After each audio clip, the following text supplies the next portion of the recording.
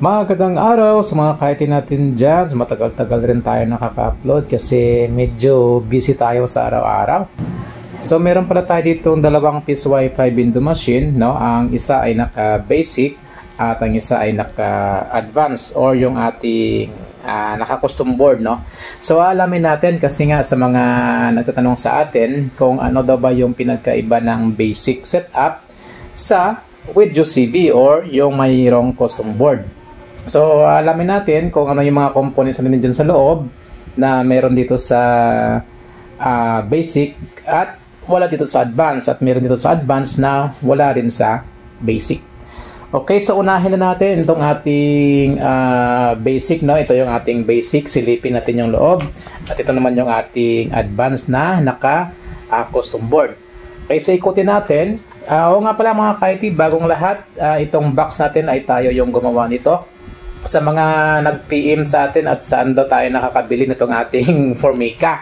So insert lang natin yung ating Formica kasi maganda raw kasi malinis. Ayan po. Ayan. Ganon din dito sa isa. Ayan. So all white yung ating Formica. Ayan. So sa mga nag-PM sa atin kung saan daw ba ako nag-order nito. So ito mga ka-IT ay in-order ko via Shopee. So before ay dito ako bumibili sa amin locally, pero since na minsan hindi available yung Formica, so nag-order na ako sa Shopee. So i-share ko lang pala sa mga gusto dyan, no, ng ganitong Formica. Ito po yung store na aking binibilhan sa Shopee. And M Solis Box and Electronics po yan. Yan ang kanilang store. So pag nag-browse po kayo dyan sa shop nila, makikita nyo dyan yung Formica. Ito po yon, yung Formica na binibili ko.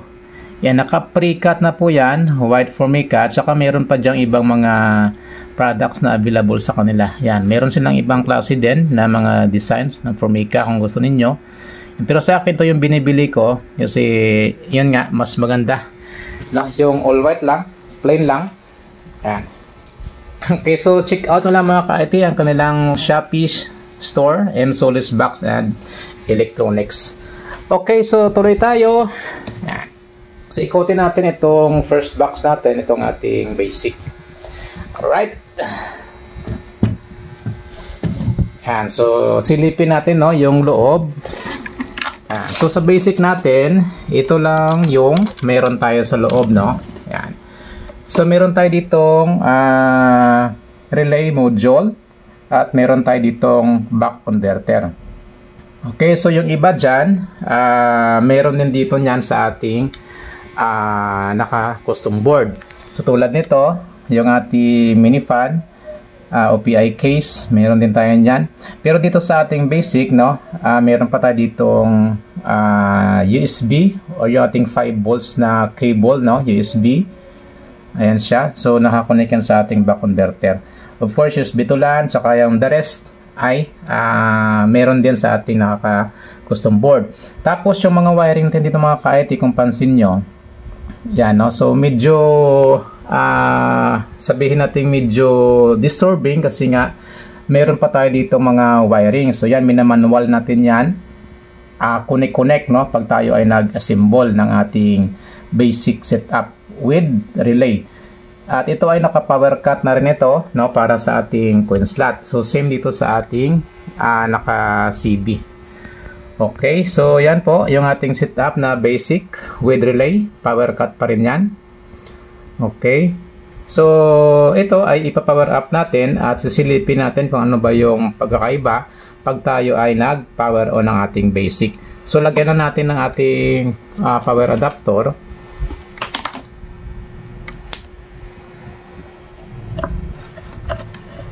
So power on natin. So pag nilagay na natin yung ating power adapter, ay automatic mag-on na yan.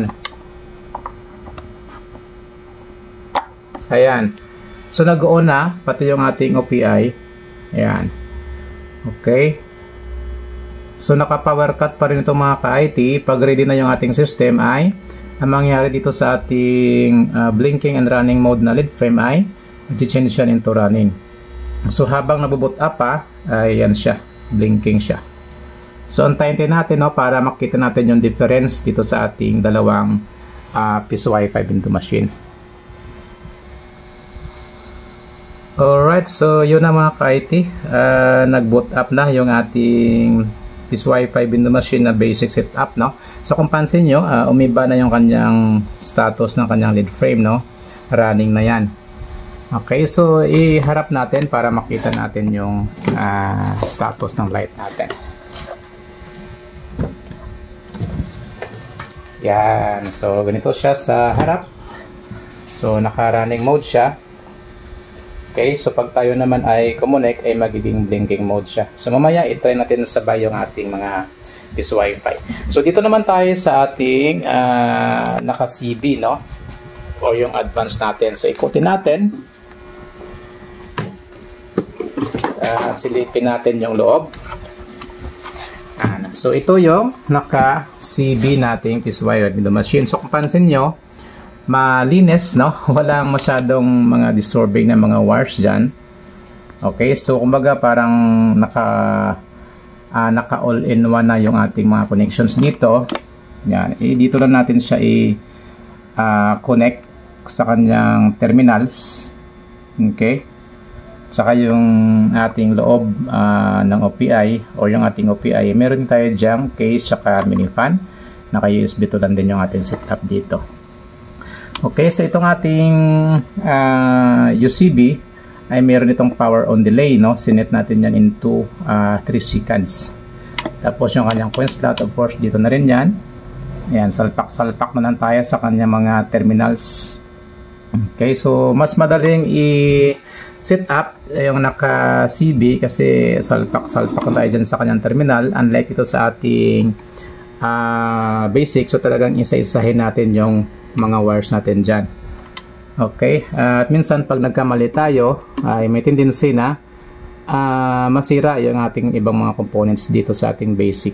So dito mas madali kasi may mga guides po dito. Yan, so hindi tayo mawawala. Okay, so yung coin slot natin dyan ay naka power cut pa rin yan, no? Yan, so meron itong feature yung ating CB na wala dito sa ating basic, of course. So tulad na lang ng power on delay na 3 seconds at pwede natin dyan i-adjust pa into 5 or mas higher na delay. Okay, so yan po yung ating advanced or yung naka-CB nating window machine. Okay, so medyo malinis siya, no, compared to sa ating basic. So i-power on naman natin. Tingnan natin yung pagkakaiba pag tayo ay nag-on na ng ating window na naka-CB. Okay, so yan. Lagay muna natin yung ating power adapter. Ano, power on natin. So kung pansin nyo mga ka-IT, yan 000. So meron yan 3 seconds bago siya mag-power on talaga. Ayun. Tapos yung ating OPI, you know. Yan. So, nag-on na rin yung ating OPI. So, same lang, no? Pag nag-on na siya, yung ating blinking and running mode na lead frame ay blinking pa yan once nagbo-boot up pa yung ating system. At once na ready na ay mag-change yan into running mode. So dito meron tayong monitoring ng ating supply sa ating OPI, no? 5 volts. Tsaka pwede pa natin yung i-change dito mga ka-IT. Ayan, no? 11.6, 11.5 para naman yan sa ating coin slot, fan at sa iba pa mga 12 volts output natin dyan. Balik natin sa ating supply sa OPI. Yan. Okay, so antayin natin na mag-boot up. Ayun, so nag-change na into running mode. And of course, nawala na rin yung ilaw doon sa taas, no? Kung pansinin nyo, so ibig sabihin na ready na itong ating piso Wi-Fi window machine. Pwede na tayong connect, pwede na tayong mag-hulog. Okay, so yan. Iharap na rin natin, no, para of course makita na rin natin yung status ng ating lead frame.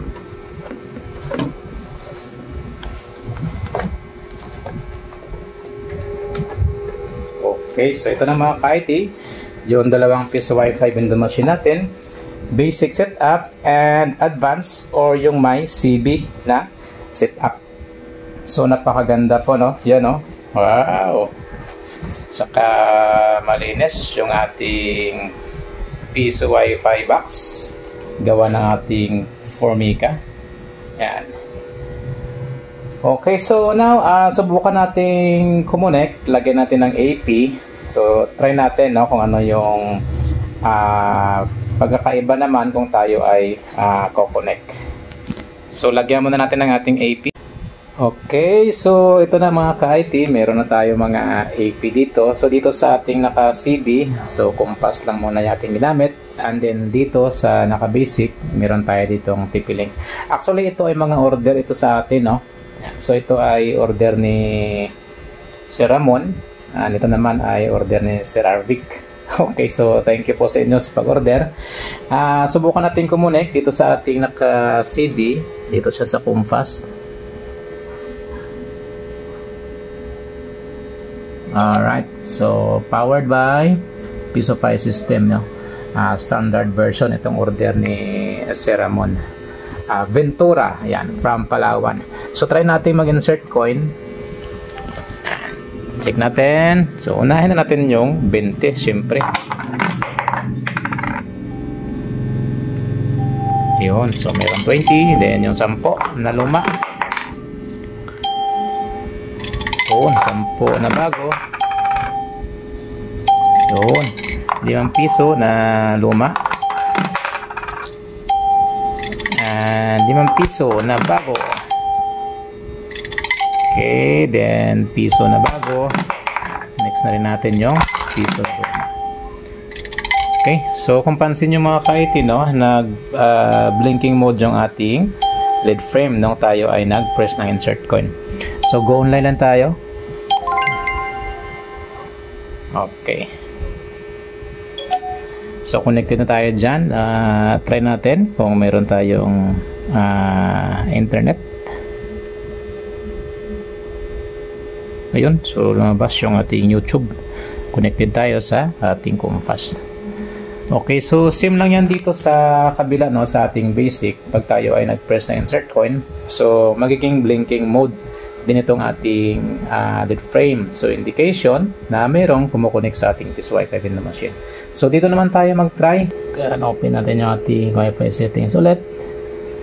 Then yung isa sa ID pala nito ay ROX Piso Wi-Fi. So ito siya. Connect tayo dyan. Ayun, no? So nag-open agad yung ating portal ROX Piso Wi-Fi. So insert coin tayo. So observe nyo mga ka-IT. Ayan, so nag-blinking mode din yung ating lead frame. So halos same lang sila, no, ng function. Dito pag press natin ng insert coin ay nag-blinking mode din yung ating lead frame. So kung wala naman ay ganyan lang siya, naka-running mode. Okay, so mag-insert tayo dito.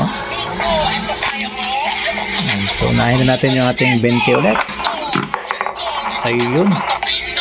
So, mayroon tayong 20.